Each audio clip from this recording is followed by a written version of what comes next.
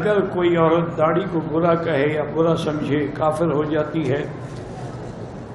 بات یہ ہے میرے عزیز، یاد رکھیں کہ داڑھی جو ہے یہ سنت الانبیاء والمرسلین، یعنی تمام انبیاء کی سنت، اور سب سے بڑی بات یہ ہے کہ میرے مدنی سرکار کی سنت۔ ایک ہے داڑھی نہ رکھنا، یہ تو گناہ ہے کہ آدمی بار بار داڑھی منڈانے سے فاسق فاجر ہو جاتا ہے۔ ایک ہے داڑھی کو برا کہنا یا داڑھی کا انکار کرنا، اس سے علماء کہتے ہیں کہ وہ کافر ہو جاتا ہے۔ تو اس لیے علماء کہتے ہیں کہ اگر میاں داڑھی کو برا سمجھتا ہے تو کافر ہو گیا، نکاح ہی ختم ہو گیا، اور بیوی سمجھتی ہے تب بھی نکاح ختم ہو گیا، کیونکہ سرکار دو عالم کی سنت کو برا سمجھنا جو ہے یہ تو کفر ہے۔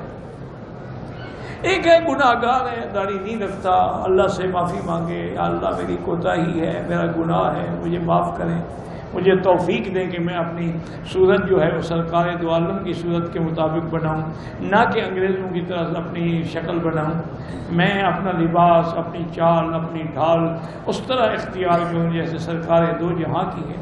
اس لیے داڑھی پر اعتراض کرنے سے علماء کہتے ہیں کہ وہ کافر ہو جاتا ہے۔ اس کو کہو فوراً توبہ کرو۔ آسان مسئلہ یہ ہے، اگر بیوی کہہ بیٹھی ہے نا تو اس کو کہو توبہ کرے اور دوبارہ گھر میں بیٹھ کے نکاح بھی کرو۔ جو پہلا نکاح تو ٹوٹ گیا۔ ویڈیو کے نیچے سبسکرائب کے بٹن پہ کلک کریں، بیل کے آئیکن پہ کلک کیجئے تاکہ ہر نئی ویڈیو کی نوٹیفیکیشن آپ کو مل جائے۔